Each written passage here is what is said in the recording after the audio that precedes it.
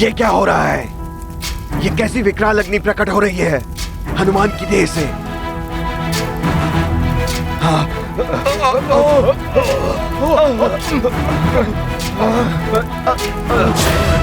ज्ञान गुण सागर जय कपीस लोक उजागर, जय हनुमान ज्ञान गुण सागर जय कपीस लोक उजागर। दूत अतुलित बल धामा, पुत्र पवन सुत नामा, महावीर विक्रम बजरंगी, कुमति निवार सुमति के संगी। मेरा दिव्यास्त्र भी टूट गया। ये विराट रूप हनुमान का कहीं जलाकर पूरे प्रेत लोक को भस्म न कर दे।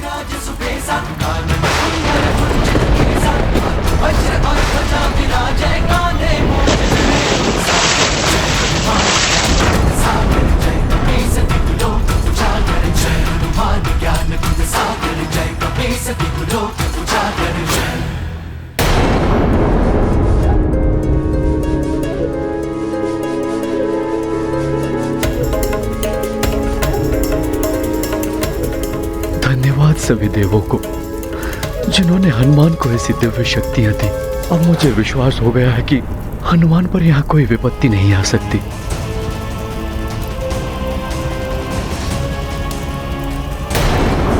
किंतु पृथ्वी लोक में अंजना कैसे उन तीनों राक्षसों का सामना कर पाएगी? मुझे अबला नारी समझने की भूल मत करना।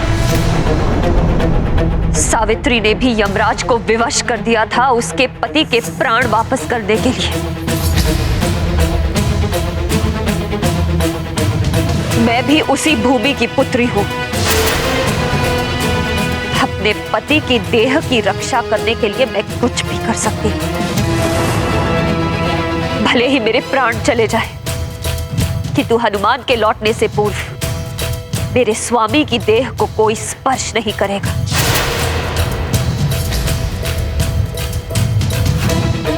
मेरा हनुमान अपने पिता के प्राण वापस लेकर लौटेगा।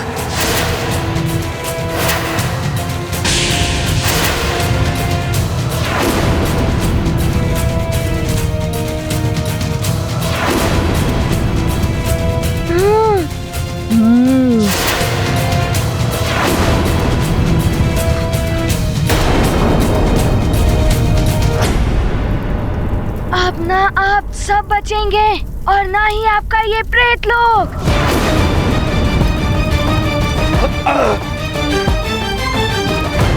नहीं नहीं हनुमान, ऐसा मत करो। नहीं, रुक जाओ।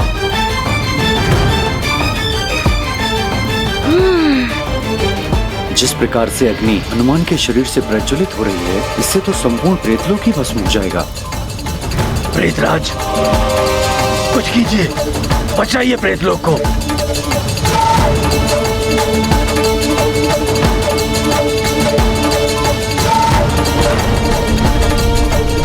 नहीं हनुमान, रुक जाइए हनुमान, हम आपकी शरण में हैं हनुमान। शरण गही की रक्षा कीजिए हनुमान, हम आपको अपना ईश्वर मानते हैं। आपके इस प्रेतेश्वर रूप को हमारा शत शत नमन है। प्रेतेश्वर हनुमान को हम सभी प्रेतों का नमन।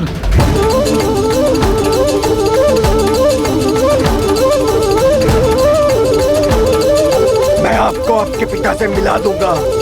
अपने इस धृष्टता के लिए मैं आपसे क्षमा मांगता हूँ। हमें क्षमा कर दीजिए हनुमान, हम सभी क्षमा प्रार्थी हैं।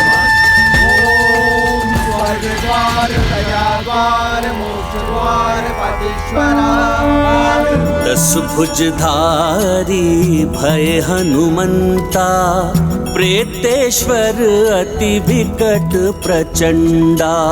सकल प्रेत बजरंगी शरणा, करें प्रार्थना कह कर चरणा।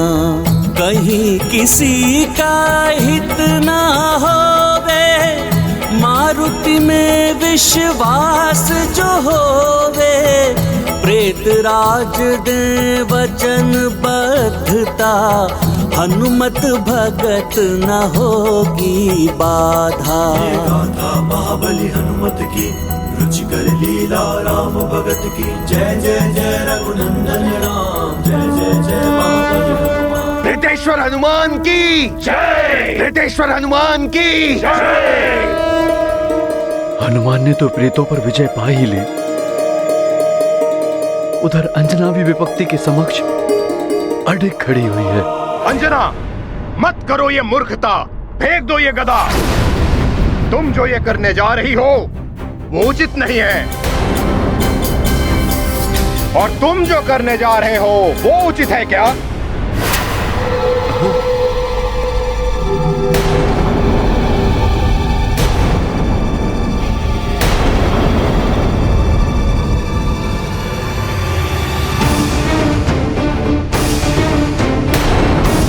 वास्तविक गुंजर और सुग्रीव यहाँ?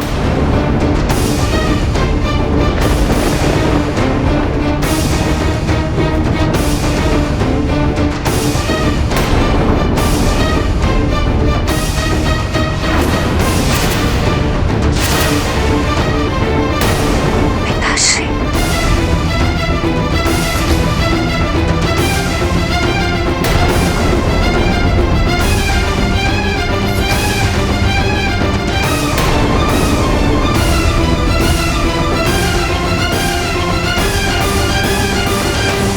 मेरा विश्वास सत्य निकला। असुर है ये। तुम मेरा रूप बदलकर मेरी पुत्री से छल करने आए हो।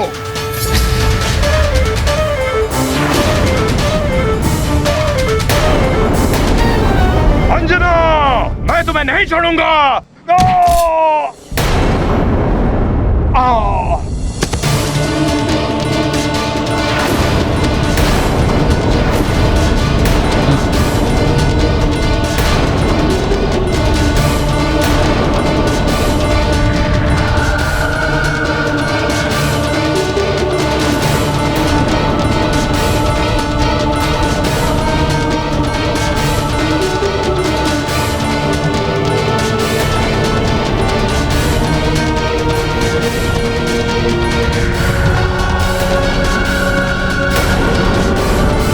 ये तो असुर है, हमारा छद्म रूप लेकर आए थे।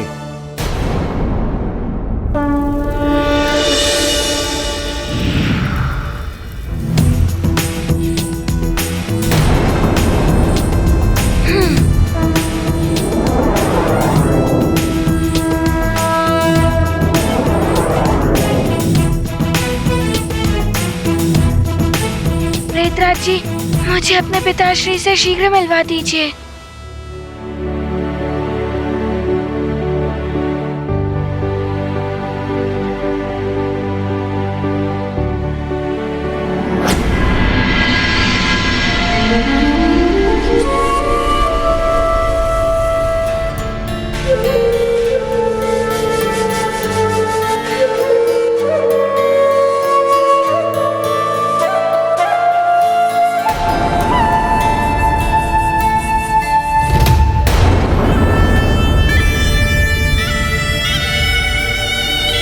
पिताश्री,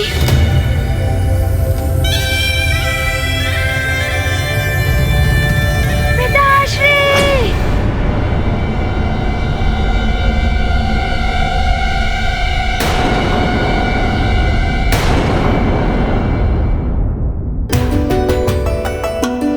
क्या हुआ पिताश्री?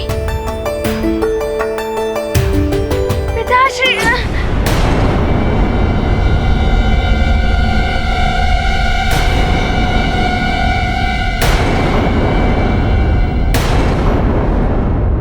ये क्या हुआ पिताश्री? आपको, मैं आपको स्पर्श भी नहीं कर पा रहा। आप आत्मा के रूप में हैं।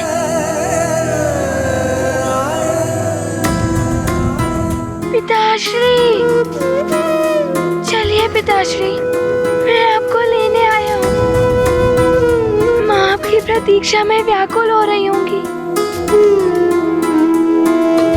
हनुमान, प्रेतलोक के कठोर नियमों को तोड़ना मेरे वश में भी नहीं है। मैं या कोई अन्य प्रेत भले ही आपकी बाधा ना बने, फिर भी आप अपने पिता की आत्मा को यहाँ से नहीं ले जा सकते।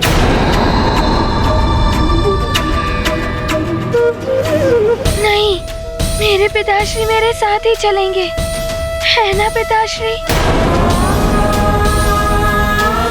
अब यहाँ कोई बाधा नहीं, चलिए आप मेरे साथ।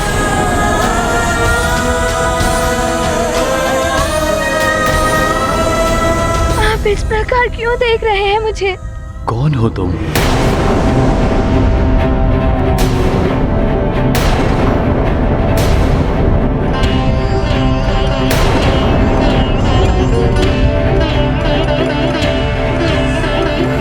पिताश्री, मैं आपका पुत्र हनुमान हूँ। कौन हनुमान? मेरा कोई पुत्र नहीं है, ना ही मैं किसी का पिता हूँ।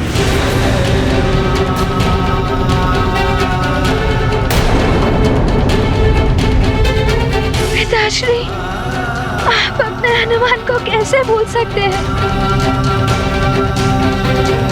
माँ आपके विछोह में रो रो कर अपने प्राण त्याग देंगे पिताश्री। आपका हनुमान भी आपके बिना जीवित नहीं रह पाएगा। आप चलिए मेरे साथ, मैं आपको लेने आया हूँ। चलिए ना पिताश्री। आत्मा का कोई पुत्र नहीं होता, कोई पत्नी नहीं होती। मैं मात्र एक आत्मा हूँ, प्रेतलोक की एक आत्मा।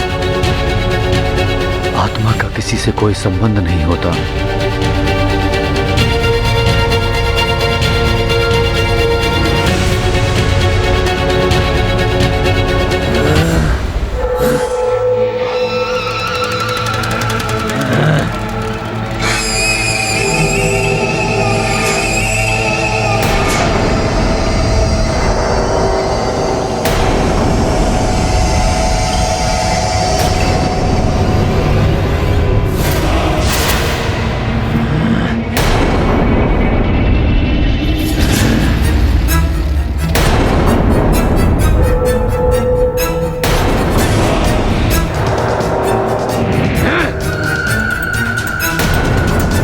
भेद खुल गया, किंतु उद्देश्य अवश्य पूर्ण होगा।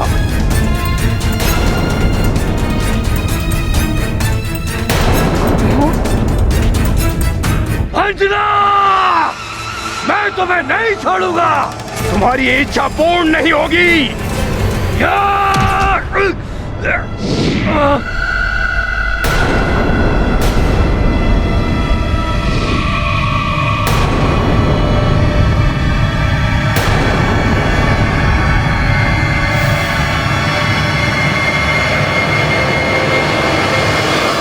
भाग गए दुष्ट। अच्छा हुआ हम समय रहते ही यहाँ पहुंच गए।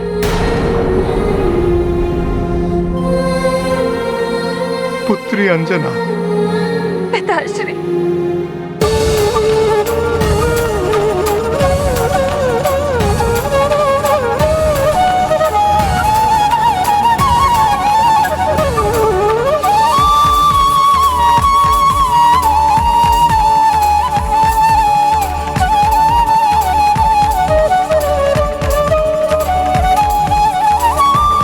पुत्री अंजना, तुम ठीक तो हो ना?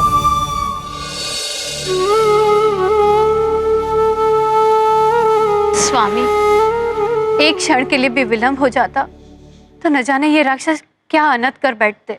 पिताश्री, हनुमान काल लोक गया है मेरे स्वामी के प्राण वापस लाने के लिए, और मुझे पूर्ण विश्वास है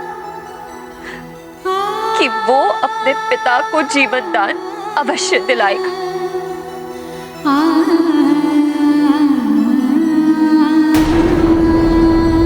नहीं, ऐसा मत कहिए पिताश्री, आप सुमेरु के राजा हैं। मैं आपका पुत्र हनुमान हूँ, आपका केसरी नंदन हनुमान। पहचानिए मुझे पिताश्री।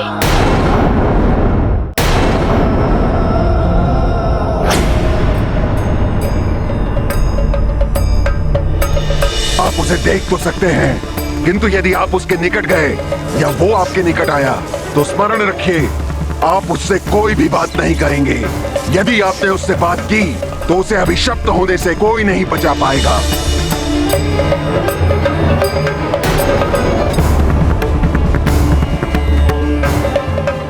पुत्र, तुम्हारी भलाई इसी में है कि मैं तुम्हें ना पहचानूं। प्रेतराज के कथानुसार यदि मैंने तुमसे पिता की भांति कोई बात की तो तुम अभिशप्त हो जाओगे हनुमान। मैं तुम्हें संकट में नहीं डाल सकता। उचित यही है कि मैं तुम्हारे साथ अपरिचित की भांति व्यवहार करूं, जिससे तुम मेरा मोह छोड़ दो।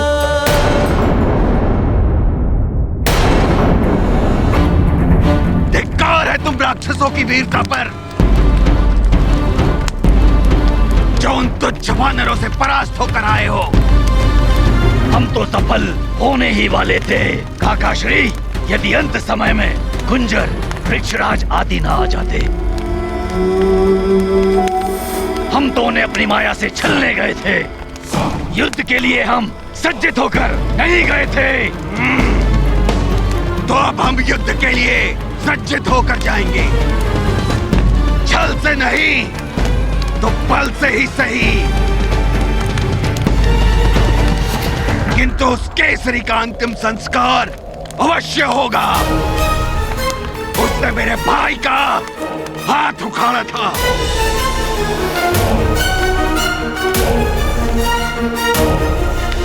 वास्कासुर, मेरे भाई और तुम्हारे पिता की मृत्यु के लिए केसरी और उसका पुत्र हनुमान दोनों ही उत्तरदायी हैं। प्रतिशोध लेंगे हम, प्रतिशोध। केसरी की देह को भस्म कर देंगे हम। हनुमान कुछ नहीं कर पाएगा, कुछ नहीं। कल का सूर्योदय केसरी के परिवार के जीवन के सूर्यास्त का संदेश लेकर आएगा। वास्कासुर, सेना सज्जित करो। कल प्रातःकाल ही हम आक्रमण करेंगे उन पर। पिताश्री, देखिए हनुमान के अश्रु को। इनमें मेरी माँ की पीड़ा भी दिखाई देगी। बस एक बार मुझे पुत्र कहकर पुकारिए पिताश्री, एक बार।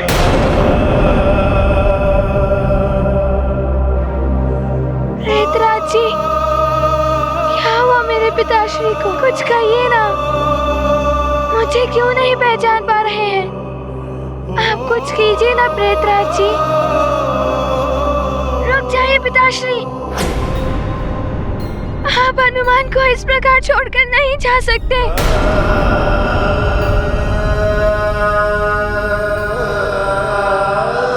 कौन हनुमान? किसका पिताश्री?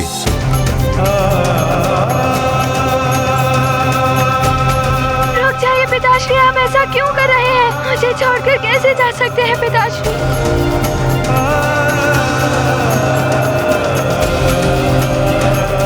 मैं विवश हूँ पुत्र।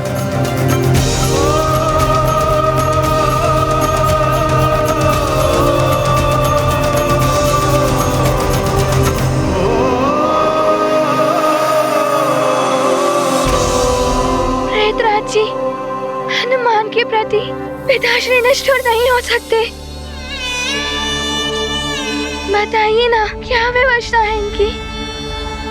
इनकी विवशता ये है कि प्रेतलोक में आकर सभी को अपने संबंधों को भुलाना पड़ता है,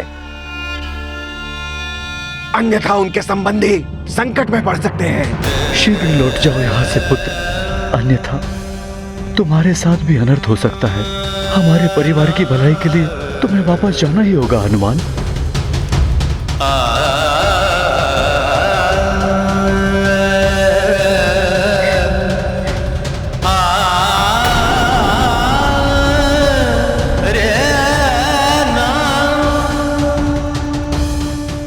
पिताश्री रुक जाइए।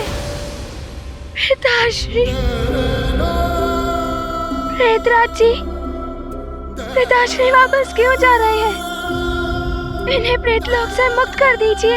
हनुमान, मेरी ओर से आपके पिता मुक्त हो चुके हैं।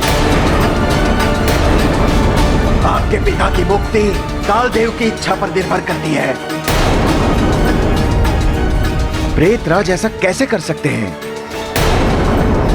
कालदेव को मेरे पिताश्री को मुक्त करना ही होगा। मैं पुनः जाकर उन्हें मनाऊंगा। जो भी करना है शीघ्र करें हनुमान। 11 दिवस के पश्चात आपके पिता की आत्मा यहाँ से चली जाएगी, फिर आप उन्हें नहीं ढूंढ पाएंगे। प्रेतराज जी, मैंने मेरी माँ को वचन दिया है और उनके वचन की पूर्ति के लिए मुझे कुछ भी करना पड़े मैं करूँगा। मैं पिताश्री को वापस लेकर ही जाऊँगा।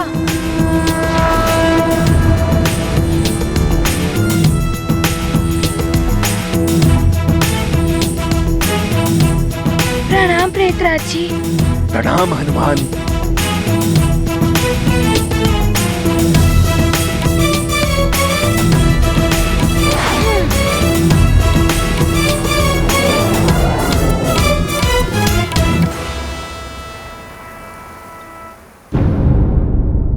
तुम्हारे पिता अब जीवित नहीं हो सकते। इसे तुम तुम्हारा भाग्य समझकर स्वीकार कर लो और लौट जाओ। ऐसा मत कहिए कालदेव। हनुमान की विनती। तुम्हारी विनती, प्रार्थना या किसी तर्क का कोई अर्थ नहीं है, क्योंकि काल समस्त भावनाओं से परे है। काल के सिंहासन विचार भू और ये लाल ध्वज की मर्यादा इसीलिए स्थिर है क्योंकि काल अपने नियमों का पालन कठोरता से करता है। नियम है तो यम है।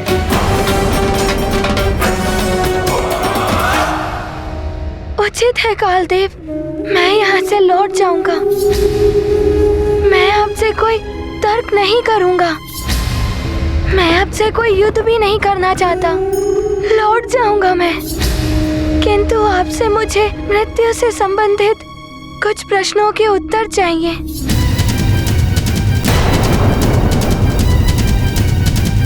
तुम होते कौन हो मुझसे प्रश्न पूछने वाले?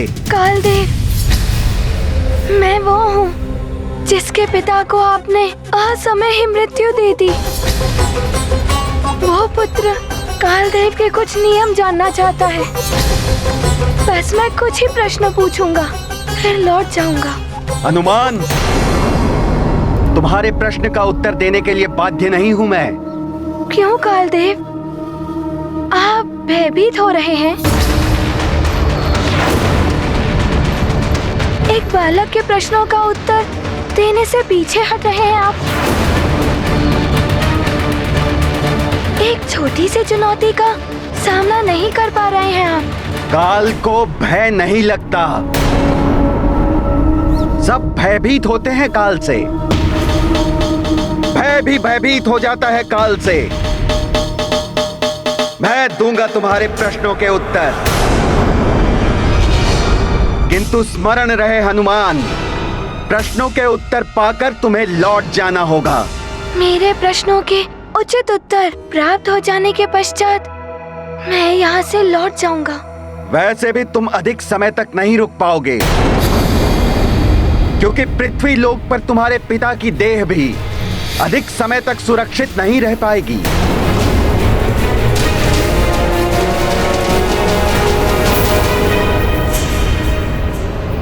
तो हमारी सेना सज्जित हो गई। सेना तो सज्जित हो गई है काकाश्री, किंतु हमें ध्यान रखना होगा। वो वानर कुंजर ऋक्षराज बड़े योद्धा हैं और ऋक्षराज का पुत्र सुग्रीव युद्ध कला में सबसे अधिक निपुण है। तो सबसे पहले हम उन्हीं को नियंत्रण में करेंगे, तभी हम केसरी की देह को वहां से ले जा सकेंगे। ऐसा ही होगा काकाश्री। हम अपने छल बल और माया से उन्हें उलझाएंगे, फिर वे वानर हमें रोक नहीं पाएंगे। तो चलो भास्कर, प्रतिशोध की अग्नि में केसरी की देह को भस्म कर देंगे। हम प्रतिशोध लेंगे।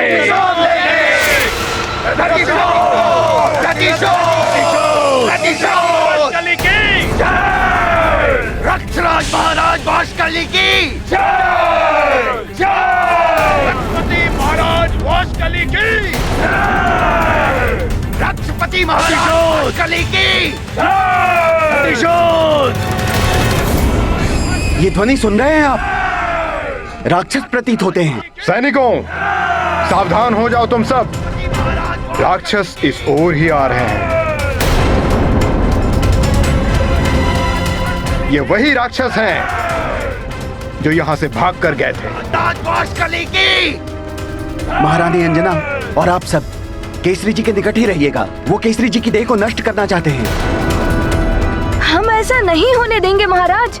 हनुमान के मित्र हैं हम उन राक्षसों का डट कर सामना करेंगे। हाँ चलो। हाँ चलो, हम भी युद्ध करेंगे राक्षसों से। चलो। उधर हनुमान कालदेव के समक्ष अडिग खड़ा है और उधर मेरा परिवार एवं प्रजा मेरी देह को बचाने के लिए प्राण प्रण से लगे हुए हैं। सब मुझे बचाने के लिए किसी भी प्रकार का संकट लेने को तैयार हैं। केसरी जी, आप बड़े भाग्यवान हैं जो आपको ऐसा पुत्र, ऐसा परिवार एवं ऐसी प्रजा मिली है। जब एक बड़ा समूह किसी अच्छे कार्य के लिए एकजुट होकर प्रयास करती है तो प्रकृति भी उसके अनुकूल हो जाती है। मुझे पूर्ण विश्वास है कि हनुमान आपको यहाँ से मुक्त करा लेंगे, कालदेव को मना लेंगे। वो हनुमान, शीघ्र पूछो, क्या पूछना चाहते हो? मेरे पास अधिक समय नहीं है तुम्हारे लिए। समय तो मेरे पास भी नहीं है कालदेव, किंतु आपसे पूछने के लिए प्रश्न मैंने अवश्य सोच लिए हैं। कालदेव, मेरा प्रथम प्रश्न ये है कि आत्मा क्या होती है? आत्मा परम ब्रह्म, परम आत्मा का अंश होता है। जब ये देह में होता है तब ये कर्मों के अनुसार सुख दुख का अनुभव करता है। देह से मुक्त होते ही ये समस्त कामनाओं एवं लोभ मोह आदि विकारों से परे हो जाता है और मोक्ष की स्थिति में यह पुनः परमात्मा से मिल जाता है। इसका कोई रूप, कोई आकार नहीं होता। ये सनातन है, अविनाशी है। ये परम ब्रह्म परमात्मा की वो ऊर्जा है जिससे जीवन संभव है। कालदेव, मृत्यु के पश्चात आत्मा कहाँ चली जाती है? उनका वास कहाँ होता है? मृत्यु के पश्चात आत्मा का वास उसके कर्मों के अनुसार निर्धारित होता है। सत्कर्म और सदाचरण करने वाले मनुष्य की आत्मा उच्च लोकों में वास करती है।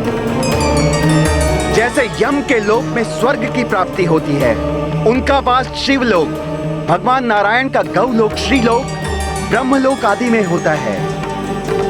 और यदि उनका पुनर्जन्म होता है तो उन्हें उच्च योनि जैसे राजा का घर आदि प्राप्त होता है। दुष्कर्म और दुराचरण करने वाले मनुष्य की आत्मा निम्न लोकों में भटकती है। जैसे यमलोक में नरक की प्राप्ति होती है, जहां उन्हें अपने दुष्कर्मों का दंड भोगना पड़ता है। उन्हें भूत लोक, प्रेत लोक, पिशाच लोक और कभी कभी जिन्हें किसी अन्य लोक की प्राप्ति नहीं हो पाती है, उन्हें पृथ्वी लोक में ही भटकना पड़ता है। उनका पुनर्जन्म भी निम्न योनि में होता है। एक आत्मा का दूसरी आत्मा से क्या संबंध होता है? समस्त आत्माएं उस एक ब्रह्म की अक्षय ऊर्जा का अंश होने के कारण एक दूसरे से जुड़े रहते हैं, किंतु अपने कर्मों के अनुसार उनका एक दूसरे से संबंध निर्धारित होता है। आत्मा और आत्मा के संबंध में ना कोई बड़ा छोटा होता है, ना कोई दुर्बल और शक्तिशाली। पुण्यात्मा का संबंध पुण्यात्मा से जुड़ता है और पापात्मा पापात्मा को प्रिय होती है। समस्त आत्माओं का एक ही लक्ष्य होता है, अपनी अपनी कर्म गति पूर्ण करके अंततः उस परम ब्रह्म परमात्मा में मिल जाना। किसी भी जीवधारी का जन्म और मृत्यु का निर्धारण कैसे होता है? किसी भी जीवधारी के जन्म और मृत्यु का निर्धारण स्वयं ब्रह्मदेव के विधान के अनुसार होता है। किंतु किस क्षण जीवधारी की मृत्यु होनी है, इसका निर्धारण कैसे होता है? श्वासों की अवधि के निर्धारण से। कालदेव, श्वासों की गणना कौन करता है?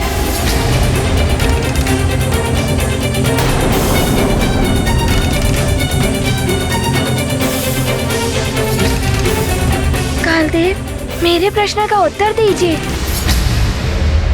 श्वासों की गणना करने का कार्य किनका है? प्रत्येक जीवधारी की श्वासों की गणना करने का कार्य त्रिदेव ने शनिदेव के अधीन किया है। तो क्या कालदेव, आपने मेरे पिताश्री को मृत्यु देते पूर्ण शनिदेव से तो पूछा ही होगा मेरे पिता के शेष श्वासों के बारे में, कि उनकी श्वासें पूर्ण हो गई हैं या शेष है? हनुमान, तुम इस प्रकार का कोई प्रश्न नहीं कर सकते हो मुझसे। मेरे पिताश्री की मृत्यु से जुड़ा हुआ है ये प्रश्न। एक पुत्र को इसका उत्तर जानने का अधिकार है। बताइए ना कालदेव, क्या आपने पूछा था शनिदेव से मेरे पिताश्री की शेष श्वासों के बारे में?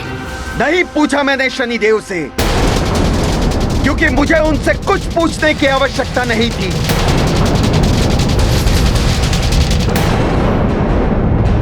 आक्रमण! आक्रमण!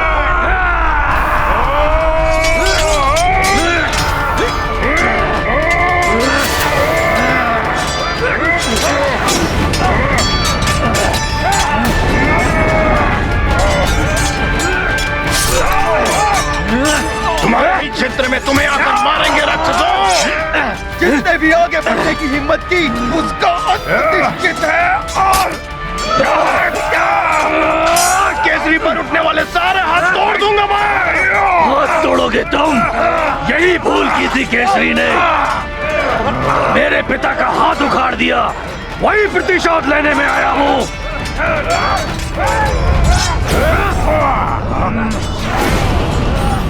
तुम मुझे रोक नहीं पाओगे।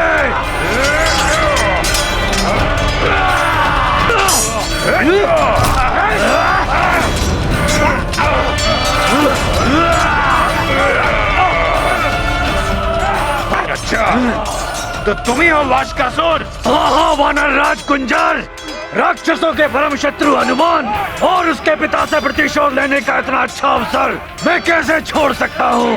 उसके पिता को समाप्त करके पुत्र तो स्वयं ही टूट जाएगा और इस पुत्र को हम समाप्त कर देंगे।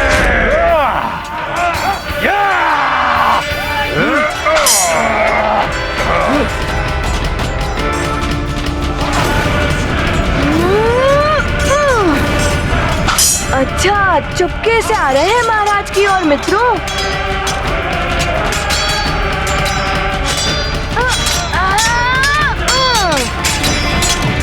मारो मारो मित्रों, और मारो, बच के न जाने पाए।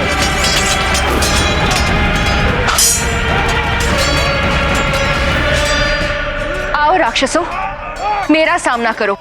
भले ही मैं अभी राक्षसी नहीं, किंतु शक्ति अब भी है मुझ में। मैं भी आती हूँ मार्जरिका। अंजना, रुक जाओ, हमें केसरी जी की भी रक्षा करनी होगी। और दूर से मित्रों। अब लगता है माया का प्रयोग करना पड़ेगा मुझे।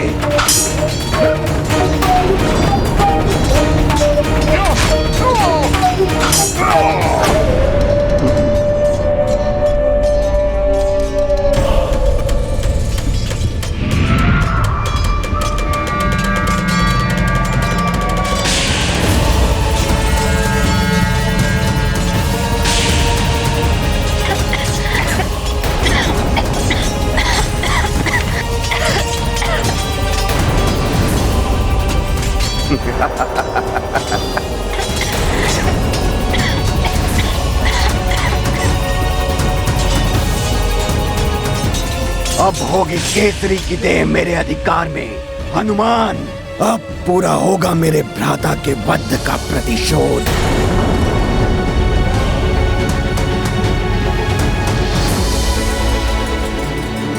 बड़ा ही अनर्थ हो रहा है। इधर हनुमान कालदेव को मनाता रह जाएगा और उधर यदि ये राक्षस मेरी देह को नष्ट करने में सफल हो गए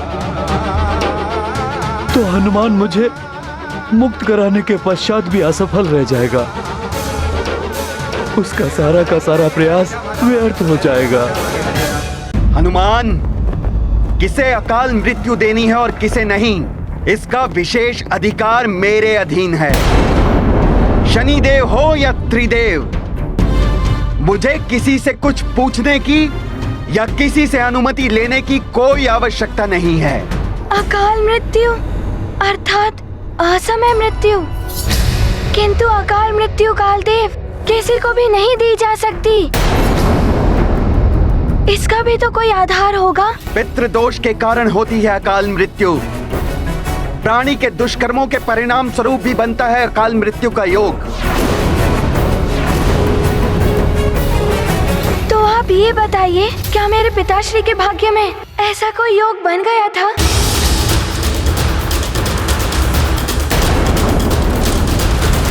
अच्छा, तो तुम मुझे प्रश्नों में उलझाकर मेरे कार्य को अनुचित सिद्ध करना चाहते हो।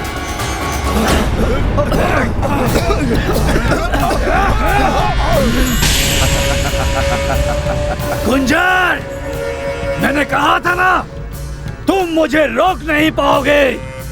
मेरा कार्य हो गया। चलो मेरे शूरवीरों। सोच क्या रहे हैं कालदेव, बताइए, क्या मेरे पिताश्री के भाग्य में अकाल मृत्यु का कोई योग बन गया था?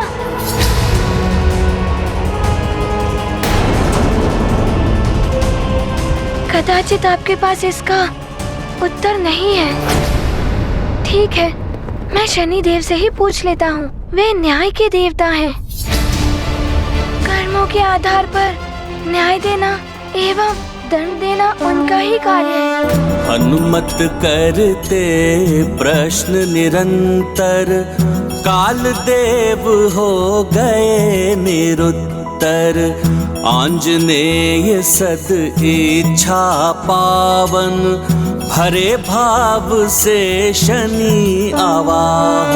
हे न्याय के देवता शनिदेव, हनुमान को आपकी सहायता की आवश्यकता है। कृपया दर्शन दे, दर्शन दे शनिदेव, दर्शन दे शनिदेव, दर्शन दे।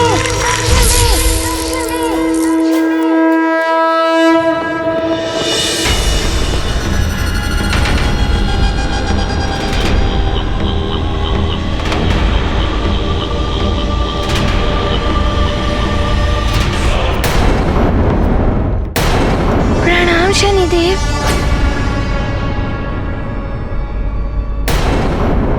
शनिदेव, कृपया मेरी शंका का समाधान कीजिए।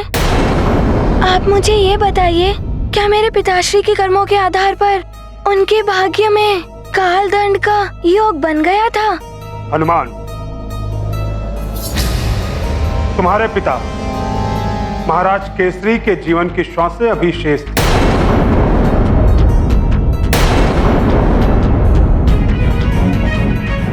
उन्होंने तो जीवन भर सदैव सत्कर्म ही किए, अतः उनकी श्वासें कम करने का कोई आधार नहीं बनता।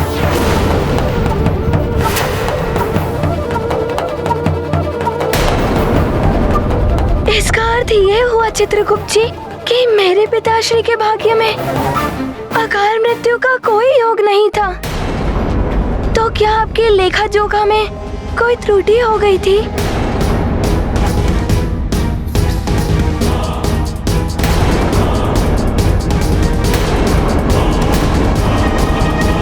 पुत्री, तुम ठीक तो हो ना? स्वामी,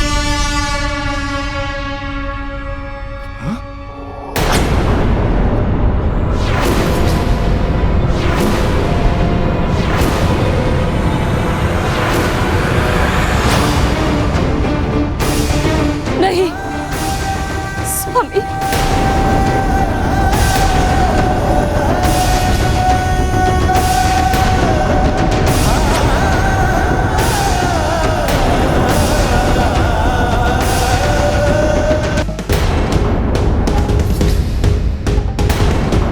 बताइए चित्रगुप्त जी, किसके जीवन का अंत निकट है हनुमान के परिवार में? ये देखिए, सुमेरु के राज परिवार में किसी भी सदस्य की आयु निकट भविष्य में पूर्ण नहीं हो रही है। यदि मृत्यु योग नहीं है तो बनाना होगा मृत्यु का योग। ये क्या कह रहे हैं महाराज कालदेव? कहीं आप अकाल मृत्यु की... अकाल मृत्यु!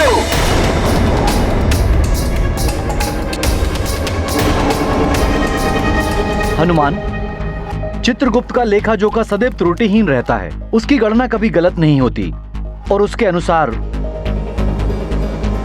केसरी जी की श्वासें अभी शेष थी। किंतु महाराज कालदेव के अधीन होने के कारण इनकी आज्ञा का पालन करना मेरा कर्तव्य है।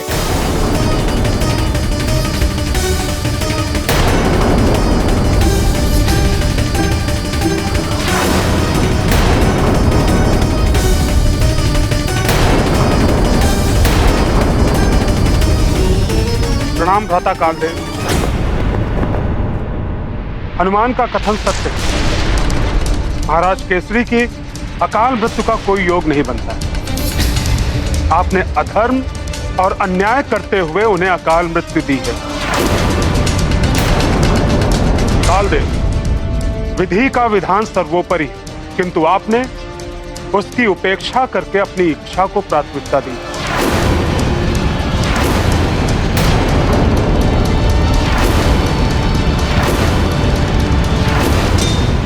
मैंने जो भी किया है शनिदेव, अपने अधिकार का प्रयोग करते हुए किया है, नियम के अनुसार किया है। काल ने नियम का पालन सदैव कठोरता से ही कराया है। नियम है तो यम है।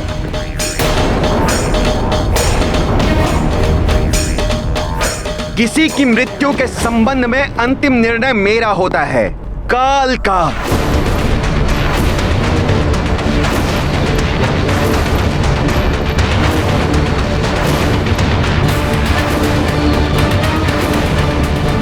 मेरे इस अधिकार क्षेत्र में किसी का भी हस्तक्षेप करना अनुचित है शनिदेव। यदि आपने अपना मत सुना दिया है हनुमान को, तो आप यहां से प्रस्थान कीजिए।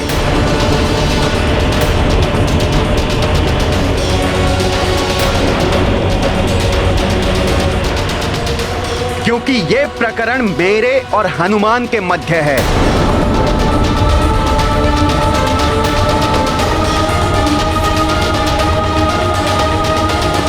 शनिदेव, मैंने आपका आह्वान किया, आपने हनुमान की शंका मिटाई, का आपको बहुत बहुत आभार।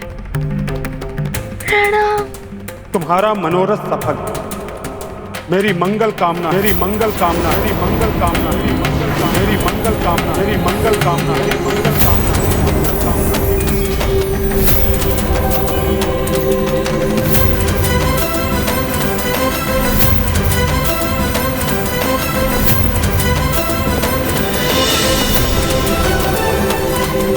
हनुमान, तुम्हारा भी अब यहां कोई कार्य नहीं है। तुम यहां से जा सकते हो।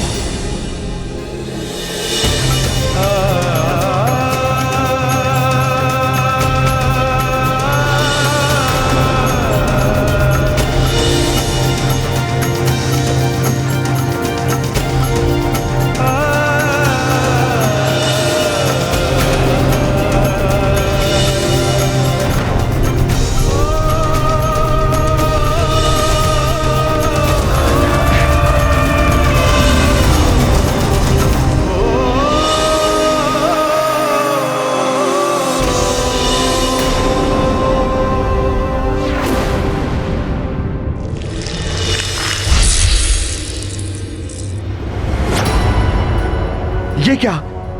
केसरी जी की मृतदेह कहां गई?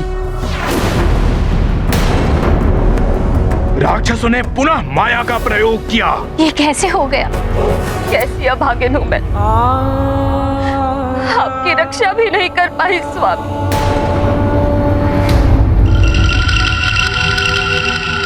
कुंजर जी, ये देखिए राक्षसों के पद चिन्ह। वे अधिक दूर तक नहीं गए होंगे। मेरे स्वामी को नहीं ले जा सकते राक्षस।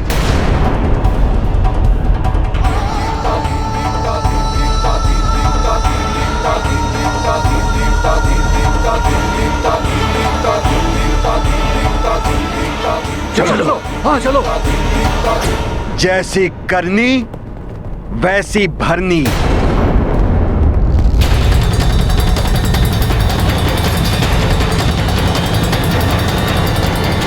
महाराज केसरी के जीवन की श्वासें अभी शेष हैं। उन्होंने तो जीवन भर सदैव सत्कर्म ही किए, अतः उनकी श्वासें कम करने का कोई आधार नहीं, कोई आधार नहीं। चित्रगुप्त का लेखा जोखा सदैव त्रुटिहीन है। केसरी जी की सांसें अभी शेष थी, किंतु महाराज कालदेव के अधीन होने के कारण इनकी आज्ञा का पालन करना मेरा कर्तव्य है।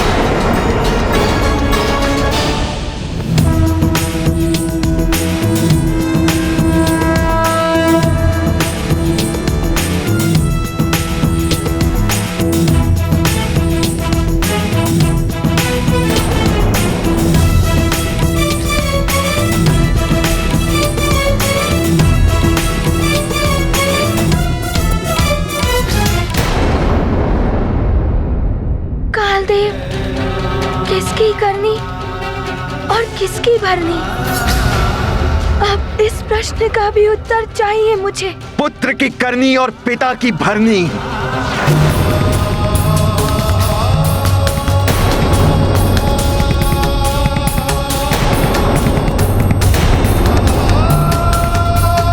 ये तो न्याय नहीं हुआ कालदेव।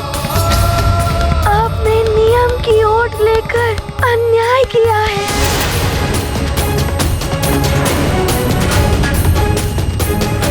हनुमान, न्याय और अन्याय की परिभाषा क्या है ये अब मुझे तुमसे सीखनी होगी। अर्थात आप अपने द्वारा दिए गए न्याय को अभी भी उचित मान रहे हैं। उचित ही किया है मैंने। शनिदेव तो क्या सारा ब्रह्मांड भी आ जाए तब भी कालदेव का नियम परिवर्तित नहीं होगा।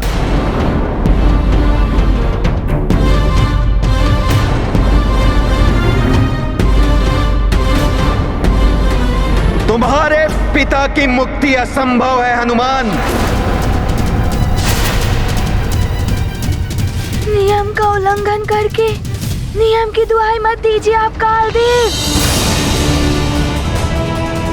मेरे पिताश्री का जीवन शेष था, उनकी श्वासें शेष थी, उनकी आयु शेष थी, उनके भाग्य में अकाल मृत्यु का योग नहीं था, फिर भी आपने उन्हें अकाल मृत्यु दे दी और आप नियम की बात करते हैं। हनुमान,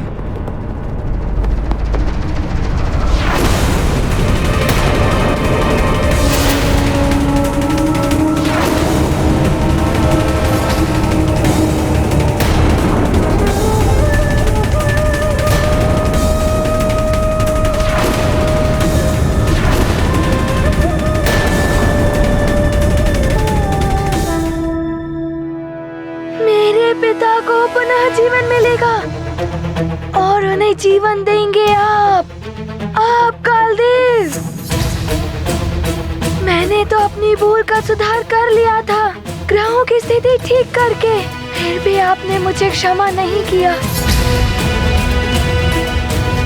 किंतु मैं आपको अपनी भूल सुधारने का एक अवसर देता हूँ कि मेरे पिताश्री के प्राण लौटा दीजिए, अन्यथा आपको दंड मिलेगा। हनुमान,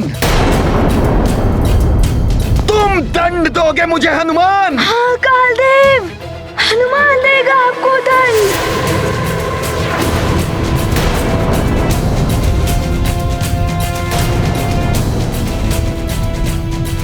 कालदेव को दंड देने वाले तुम होते कौन हो? वो पुत्र जिसके पिताश्री के साथ अन्याय हुआ है और अन्याय को दंड देना धर्म संगत एवं न्याय है। कदाचित तुम्हारी मति भ्रष्ट हो चुकी है हनुमान। जो मेरे ही भवन में आके मुझे दंड देने की बात कर रहे हो, अब तुम्हारे इस उदंडता का दंड मैं तुम्हें दूंगा।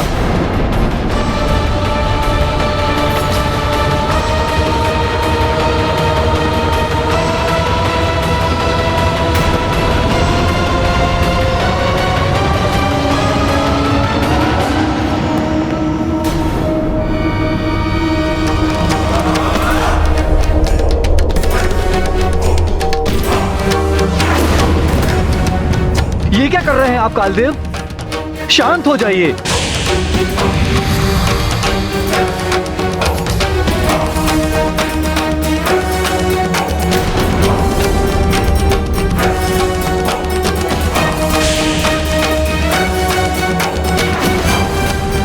ये उचित नहीं है। हनुमान को क्षमा कर दीजिए। हनुमान क्षमा के योग्य पात्र नहीं है,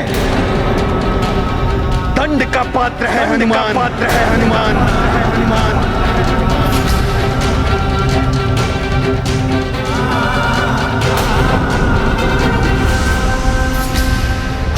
ये क्या होने जा रहा है?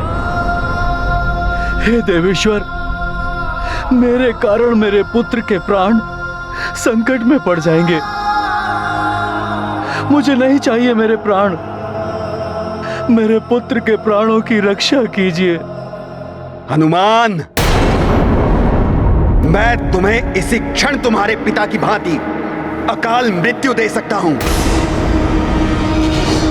प्राण हर सकता हूं मैं तुम्हारे। कालदेव, मुझे मेरे प्राणों की कोई चिंता नहीं। बस आप मेरे पिताश्री का जीवन लौटा दीजिए। उन्हें पुनः जीवित करना होगा आपको। बस हनुमान, तुम्हारे इस बाल हट ने तुम्हें पुनः दंड का पात्र बना दिया है। मेरा अपमान कर मुझ कालदेव को आदेश देने का दंड तुम्हें अवश्य मिलेगा।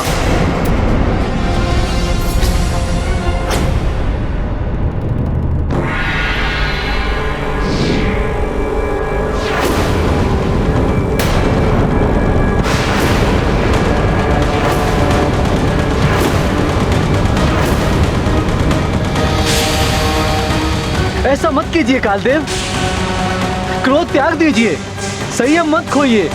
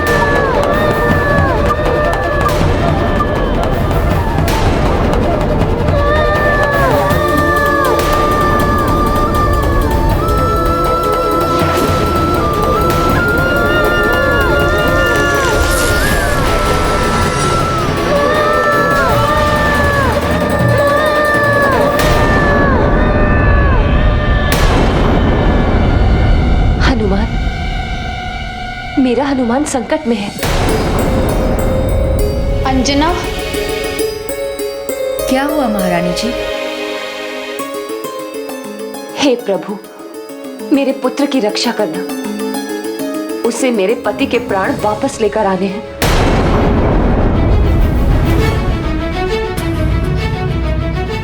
उससे कुछ हो गया तो मेरा सुहाग और आंचल दोनों ही छिन जाएंगे।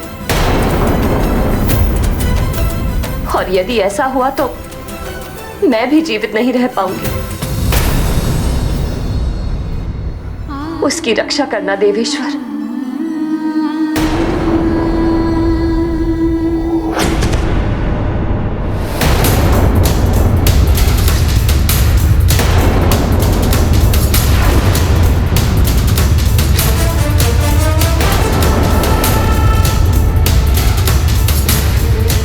ये तो बड़ा ही अनर्थ कर दिया है कालदेव ने। ये क्या अनर्थ कर दिया महाराज? काल का दंड मृत्यु का प्रहार है और आपने हनुमान पर काल दंड से प्रहार किया। कदाचित आप ये भूल गए कि भगवान शिव ने हनुमान को चिरंजीवी होने का वरदान दिया था। मेरे कार्य में बाधा लाने पर ऐसा ही दंड मिलता है। नियम है तो यम है।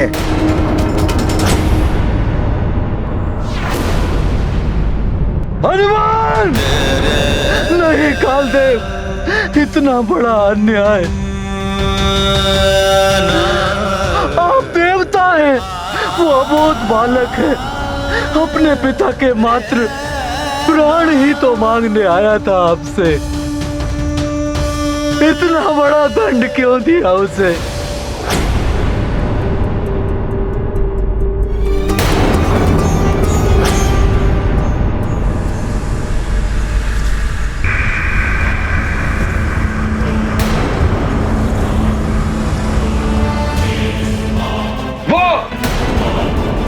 दिखाई दे रहे हैं राक्षस।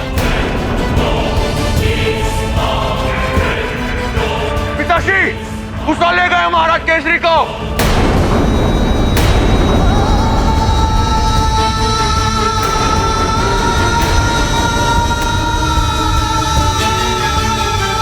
हाँ, वहां दिखाई दे रहा है कुछ।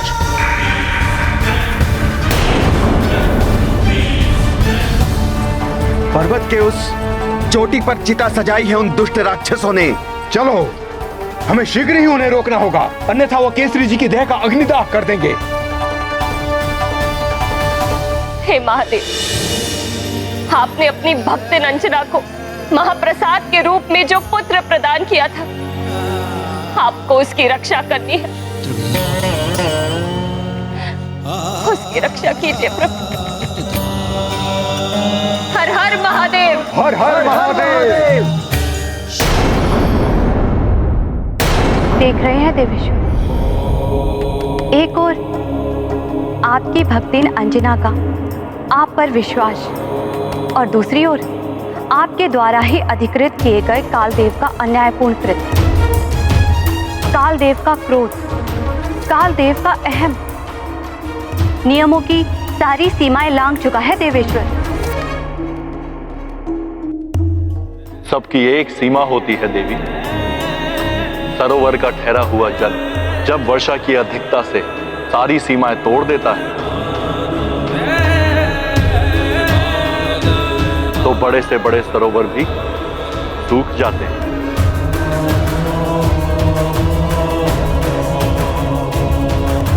सीमा उल्लंघन का दंड सबको मिलता है,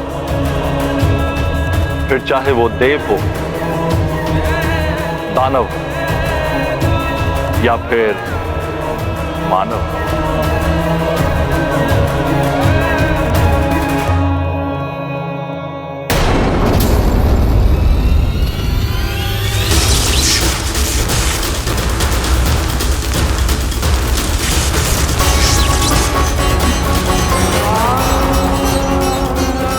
मेरे विश्वास और तुम्हारे पितृ भक्ति की शक्ति कालदेव से तुम्हारे पिताश्री के प्राण वापस लेकर आई। अपने पिताश्री के प्राण वापस लेकर ही आई। माँ,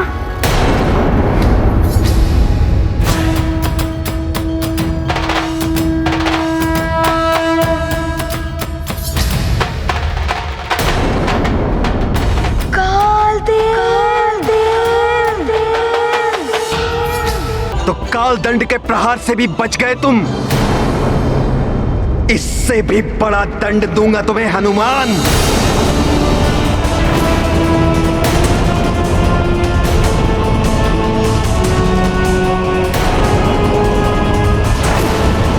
यदि अब भी अपनी भलाई चाहते हो तो अभी भी लौट जाओ हनुमान। रुक जाओ राक्षसों, हम तुम्हारे छल का उत्तर बल से देंगे। चलो सैनिकों, शीघ्रता से चलो। रुकिए,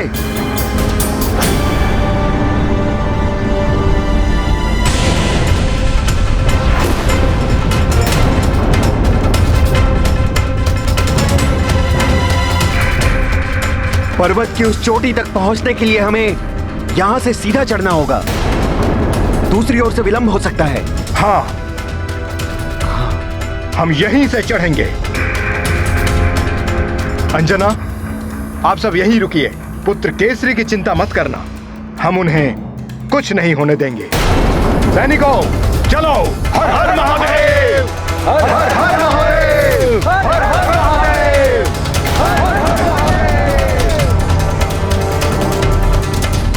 शीघ्र कीजिए पिताश्री। प्रणाम परमपिता।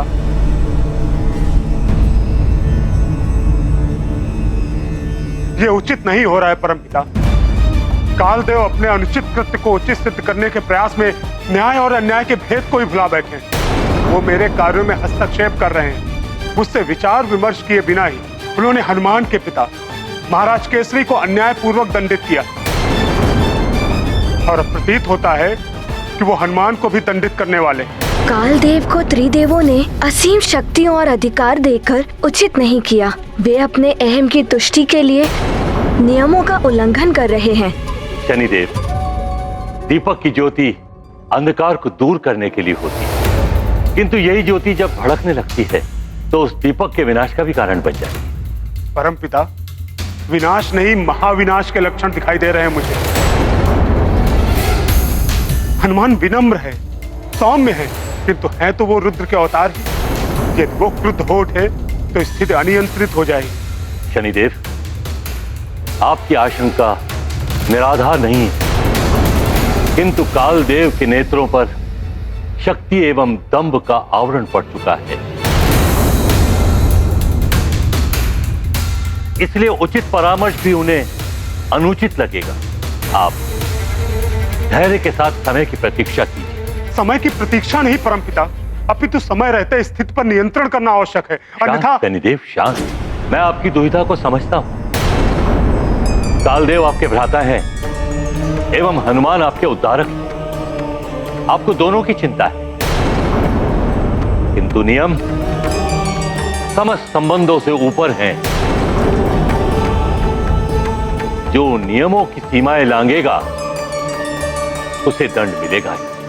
किंतु परमपिता, कहीं विलंब न हो जाए।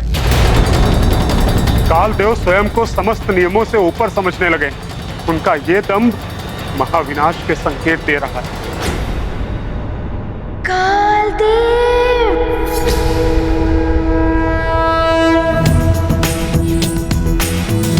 पुनः भूल मत करो हनुमान। यदि अब आगे आने का प्रयास करोगे तो बच नहीं पाओगे। ऐसे नहीं मानोगे तुम हनुमान।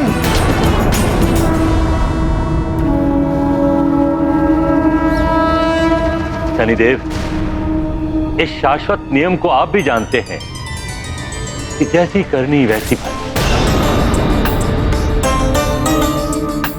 कालदेव की भूल उनके स्वयं के लिए भी भारी संकट उत्पन्न कर सकती है।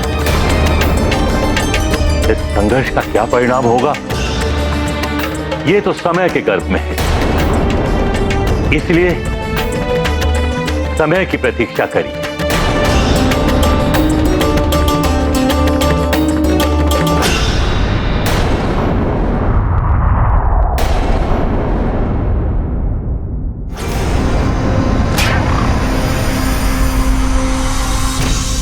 हे ब्रह्मदेव, जगत पालक विष्णुदेव, महादेव शिव शंकर, त्रिदेवों की महाशक्तियां,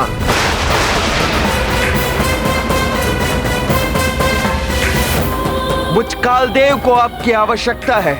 अमोघ शक्ति बनकर मेरी सहायता के लिए उपस्थित रहे।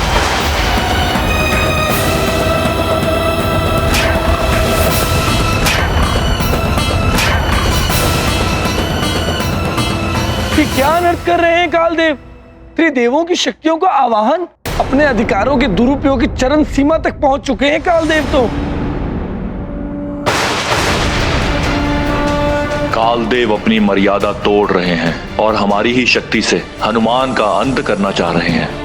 आपकी ये चिंता उचित है महादेव, किंतु असीमित अधिकार तो हमने ही कालदेव को दिया है। कालदेव का पद सौंपते समय बताइए ऐसी परिस्थिति में क्या किया जाए? किंतु देवों, हम कर ही क्या सकते हैं? अपने दिए हुए वचन से हम विवश हैं। सुनिश्चित शक्तियाँ हमें देनी ही पड़ेंगी। हे महाब्रह्मदेव, अपनी पराशक्ति दे।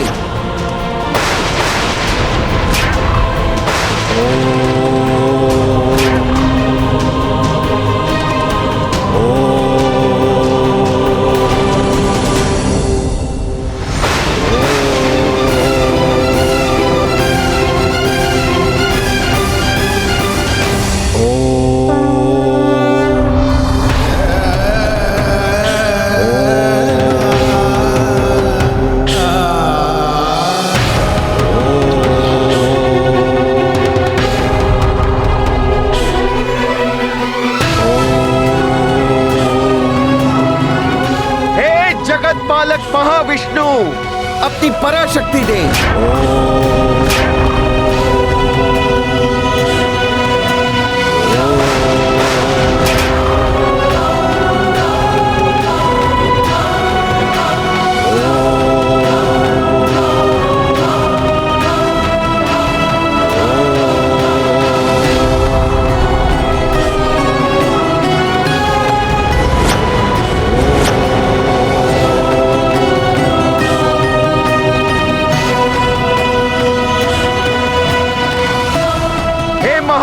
शिव शंकर, अपनी पराशक्ति दे।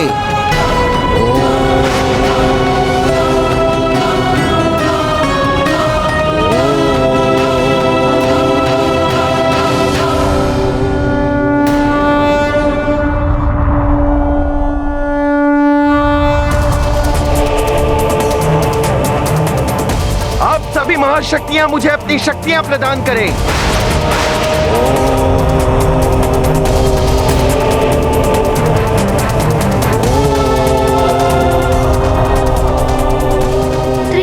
की पवित्र शक्तियाँ।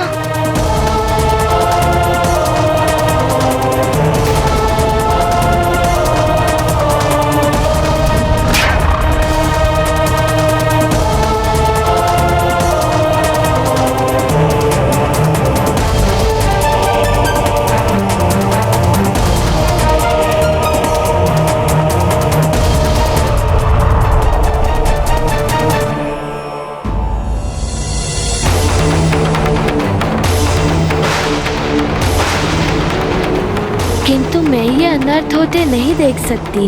हनुमान आपका रुद्रांश है तो मैं भी उसकी माँ समान हूँ। मैं हनुमान का साथ दूंगी। आप त्रिदेवों की शक्ति को मेरी मातृभक्ति से टकराना होगा।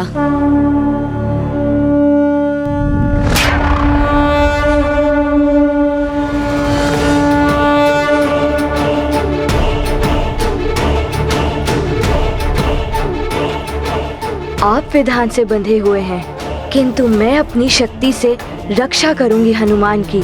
हनुमान का कोई अहित नहीं होने दूंगी मैं। आप विधान से बंधे हुए हैं, किंतु मैं अपनी शक्ति से रक्षा करूंगी हनुमान की। हनुमान का कोई अहित नहीं होने दूंगी मैं।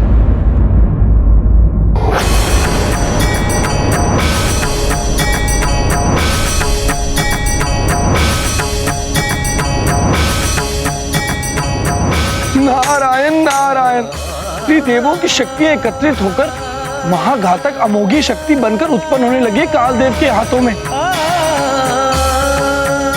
इस महाशक्ति के प्रयोग का अधिकार तो मात्र कालदेव को ही है, और इस महाशक्ति के प्रयोग से तो त्रिदेवों का भी अंत किया जा सकता है।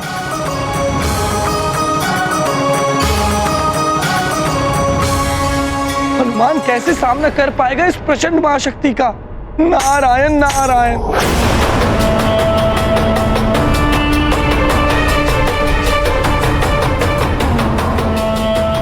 कालदेव के अभिमान ने उन्हें अंधा बना दिया है। एक बालक पर त्रिदेवों की शक्ति का प्रयोग, नारायण नारायण।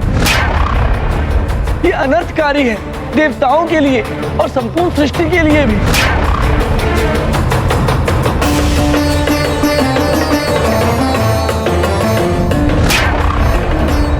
त्रिदेवों की महाशक्तियों से निर्मित ये महाघातक अमोघ शस्त्र तुम्हें निश्चेत ही नहीं, तुम्हारे प्राण भी हर लेगा हनुमान। अब इससे तुम्हें कोई नहीं बचा सकता।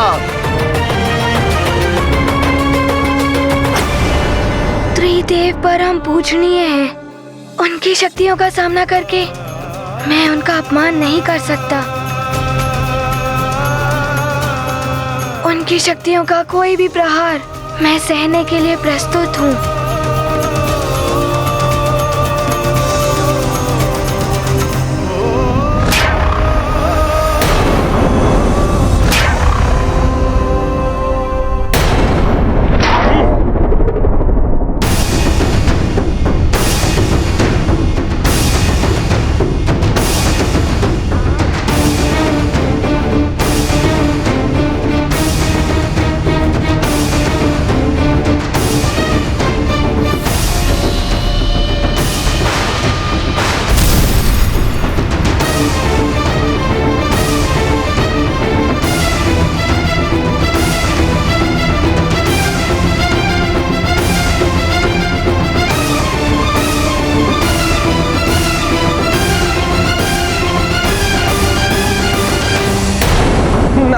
नारायण, ये अमोधी शक्ति तो हनुमान की देह से पंचभूत तत्व क्षिति, जल, पावक, गगन और समीर को खींचकर हनुमान की देह को निस्तेज बना रही है।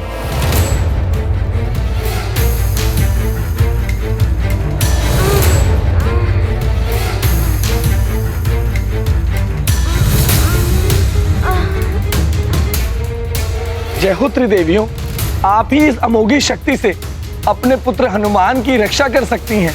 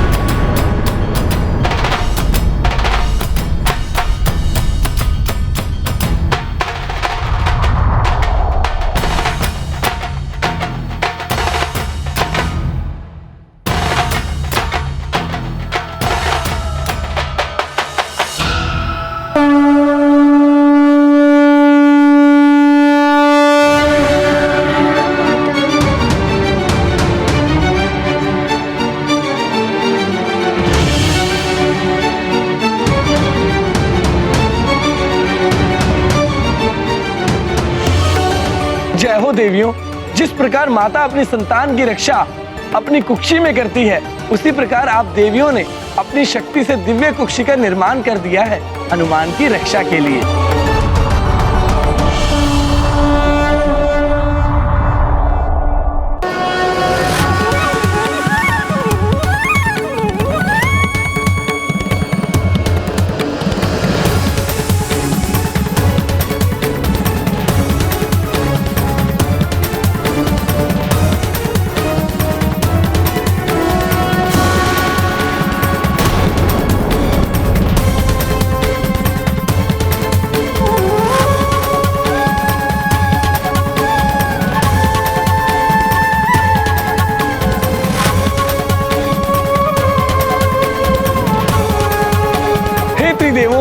हे त्रिदेवियों, इस अनर्थ को रोकिए।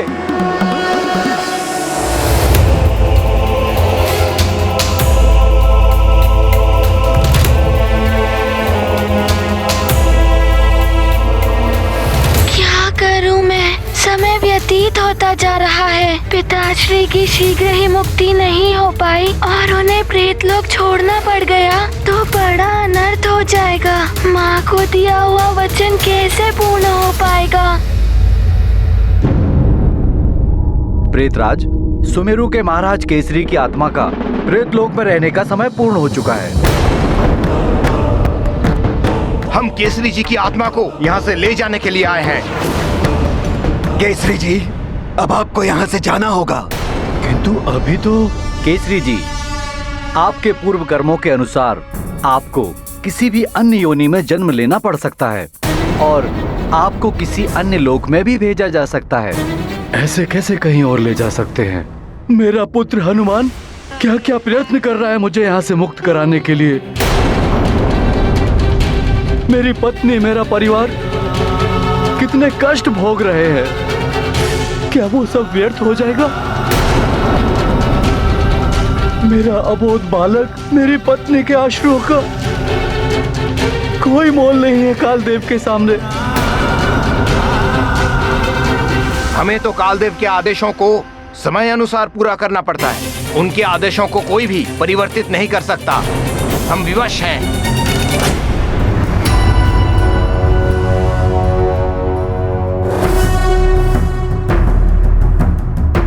तो त्रिदेवों की महाशक्ति को त्रिदेवियों की शक्ति से निर्मित मातृकुक्षी ने रोक रखा है, किंतु ऐसा मैं अधिक समय तक नहीं होने दूंगा। हे त्रिदेवों की महाशक्तियां मेरे देह में समाहित हो जाएं।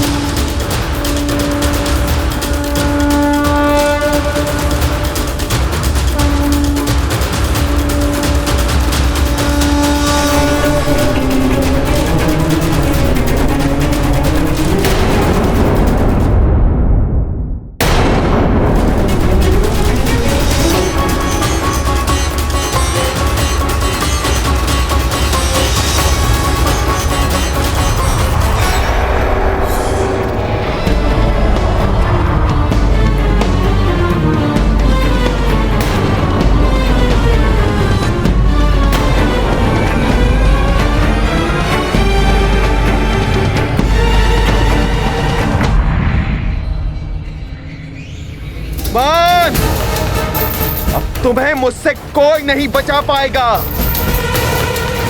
शीघ्र ही तुम्हें मैं अपने पांव के नीचे कुचल दूंगा।